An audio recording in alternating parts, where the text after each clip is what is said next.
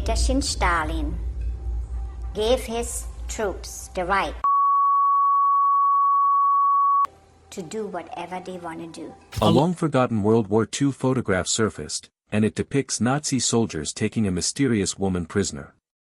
On initial observation, it was like any other, until specialists zoomed in close to 80 years later. What they learned left them in awe.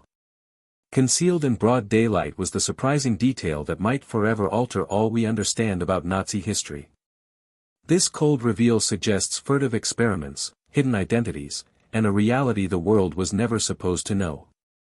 What might be hidden in the photo could redate history forever. Early in 2023, a team of historians discovered a black-and-white photograph deep within a discarded Soviet archive in Kiev. The photograph, dated with a cryptic date, 1943, and nothing else, contained a disturbing image from Nazi-occupied Poland. A woman, clad in a long coat, was caught between three soldiers dressed in uniform, her gaze serene, despite the relentless rifles pointed her way. A military truck in the background was caught mid-motion, blurred as if time itself was suspended. The photograph never saw the light of publication, was never studied, and managed to evade decades of war photography documentation. The picture appeared to be among thousands of others from that time at first glance. But digital historians using advanced imaging tools began to see issues. The first red flag was the insignia on the sleeve of one soldier, who belonged to an officially disbanded unit 2 years prior to when the photograph was allegedly taken. The second anomaly was the pale glint on the woman's necklace, which reflected a strange symbol that was never known to be found on any religious or cultural item during this era. These facts didn't correspond with anything in the archives, so further inquiry was conducted. The crew thought to digitally digitize the photo in ultra-high resolution, a process previously utilized to uncover secrets in war photography. What they uncovered only added to the mystery. The reflection on the necklace, once resolved, bore a resemblance to an emblem with a small Nazi science branch dedicated to psychological warfare. More astonishingly, the woman's face did not belong to any documented prisoner, dissident, or resistance fighter from that area. Her facial structure was unusually symmetrical, with sharp, defined bone structure not usually found in other archive photos. Forensic experts became involved in the project, using facial recognition software to match her against wartime files numbering in the thousands. The outcome was chilling: no matches. She simply didn't appear to have existed before or after that instant in the picture. To make things more complicated, weather reports from the day indicated clear skies, but the background revealed overcast shadows, which implied that it may have been faked or artificially illuminated. More baffling still was a reflection off a shattered shop window behind the soldiers of what seemed to have been a second photographer, although no second photo was ever discovered. Adding to the mystery, the kind of camera lens used to photograph the image was not available in Eastern Europe until 1945. This brought up a big question: how did a camera, which appeared to be ahead of its time, get an image in 1943 Poland? Historians came to wonder whether the photo was taken under a covert Nazi program for staged psychological manipulation. These operations, intended to mislead or mislead enemy intelligence, often involved staged incidents and forged documents.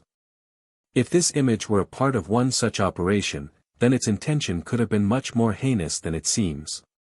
Delving deeper into German documents of the period, researchers discovered references to an operation called Operation Götterblick, or God's Gaze.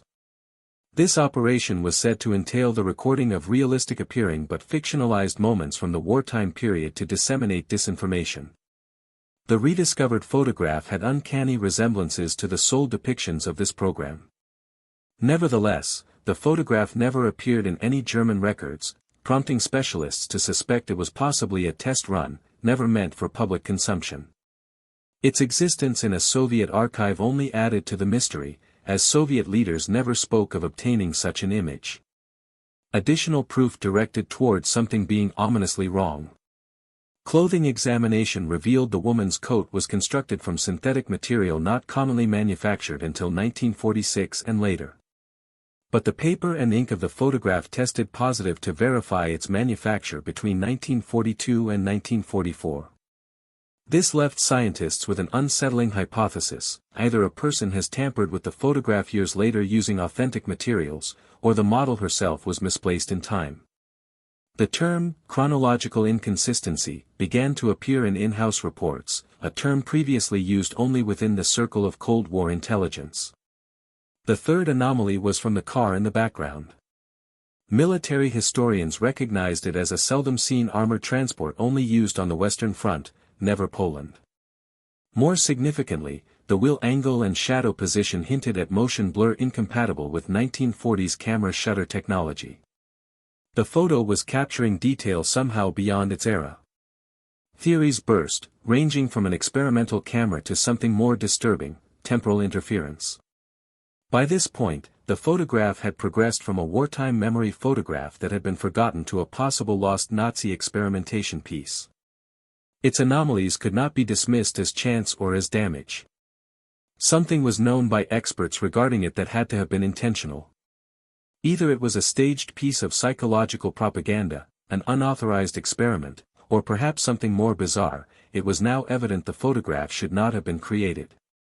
And yet it did, with a tranquil woman at its core whose name would destroy all supposition about history they had ever had.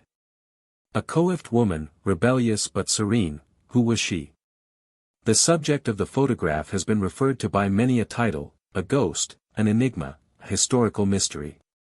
Her photo, taken in 1943, is unnerving but irresistible, showing a woman who does not quite belong in the setting of Nazi occupation of Poland. She is alone, her gaze rising to the camera with indomitable tranquility, her face near serenity, as if she knows a great deal more than she shows. Amid chaos and brutality, this poised woman did not belong. Historians and others were baffled. Why did she stand so tall and unflappable in the face of such peril? Her appearance was just as baffling. The stitching on her overcoat was not standard for Poland but for Paris, hundreds of miles away. That minuscule detail inspired a flood of questions. Why would a stylish Parisian woman find herself in a photograph with Nazi soldiers in occupied Poland? The more professionals searched, the more contradictions they discovered: the color and model of her apparel, the thickness of the material, everything about her appeared almost alien to the area she was in. This woman did not appear like a product of this era or location. More mystifying were the symbols observed on her secret insignia, an emblem that reminded them of something associated with prohibited Jewish resistance organizations. These symbols were invisible, at least to the Nazis, who would have sent anyone they found with them to their deaths. Was this lady a part of one of these resistance movements? Was she, perhaps, a spy, infiltrating Nazi lines with key information? Or was she more, an agent who had gained access to the Nazis' inner circle and was operating as a double agent?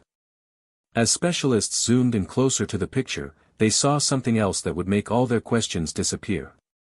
A scar on her hand was present, faint but unmistakable. The scar was not any old mark, it somehow seemed familiar. It matched the account of a Holocaust survivor in an unpublished memoir, someone who remembered a mysterious woman from the same era.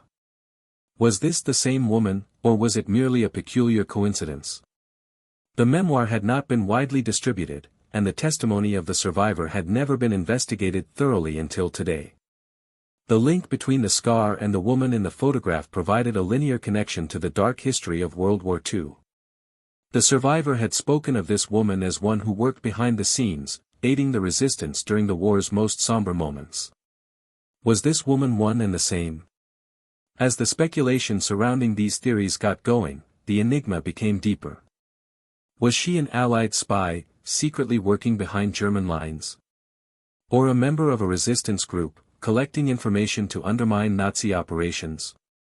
Some even started speculating that she could have been an underground resistance movement leader, a personality so shadowy that her name had faded into history. But even with all the speculation, no one could possibly know for certain. Another bizarre possibility arose: was she possibly a double agent? The notion of an individual working for both sides wasn't new, but the nature of her capture indicated that this woman possessed more than merely military training. There was a sense of purpose to her demeanor, as if a person who had made a rational choice to endure the torture and risk involved in this profession. If she had played both sides against each other, she would have been one of history's most deadly women, having the capacity to fool both Nazi troops and the resistance movement. But that was only the beginning of the mystery. As forensic experts kept digging deeper, they uncovered even more shocking information. Some experts feel that the woman might have had access to secret Nazi military plans. How could a woman like this have gone unnoticed for so long? What were some of the other roles she fulfilled in this complex web of war, spying, and betrayal? The more the story of this woman unfolded, the more her identity became crucial to understanding the broader narrative of the war. Was she an unsung hero, whose actions were too sensitive to reveal at the time? Or was she an enigma whose true purpose would never be fully known? What was certain was that the lady in the photo was so much more than a mere bystander to history. She was a participant in the background, someone whose life had long been left unexposed. The quest to know who she was didn't only create interest in what had befallen one woman, it created questions as to how many more had lived and perished on the fringes of history, their tales never told, their faces never seen. The photo had reappeared, but would the woman ever be identified? Would pieces of her narrative ever fall into place, or would she forever be a presence at the margins, her function lost to obscurity? After months of searching, a breakthrough finally came in the form of a name, Adelina Koenig. She wasn't just anyone, she was a multilingual Jewish woman who had managed to pull off one of the most dangerous acts of deception during World War II. By day, she worked as a Nazi translator, assisting with logistics and military communications. But by night, she revealed her secret, a covert agent passing on vital intelligence to the resistance and the Allies. This double existence, concealed in plain sight, made her one of the most extraordinary women of the war's espionage. Her role was perilous and vital. Since she was working for the Nazis and was trusted, she was privy to crucial information that could have altered the war's direction. She could overhear what was said and quietly transmit the intelligence to the Allies. Adelina also coordinated clandestine rescue routes for Jewish children throughout Europe, rescuing countless lives, and safeguarding military secrets that could have tilted the balance of power. Together with her group of resistance fighters, she worked tirelessly to smuggle children out of Nazi-controlled areas into safer places. But as the war went on, the risks multiplied. Both sides wanted her dead because she was a dangerous woman who could alter the balance of power with one lie. Her name even appeared on Adolf Hitler's personal execution list. The Führer viewed her as a traitor against the Nazi regime and a serious threat to it. She was always living in fear of being apprehended, and she depended on utmost caution to stay alive. Despite this, she never lost her determination towards her cause and continued to work underground. As the Allies approached, however, things started to fall apart. Rumors of treason flew inside her inner circle. Was another agent blown? Had fear or torture driven someone to betray her? Adelina started wondering if her carefully constructed spy ring was falling apart. The threat of being exposed hung over her like a hanging sentence.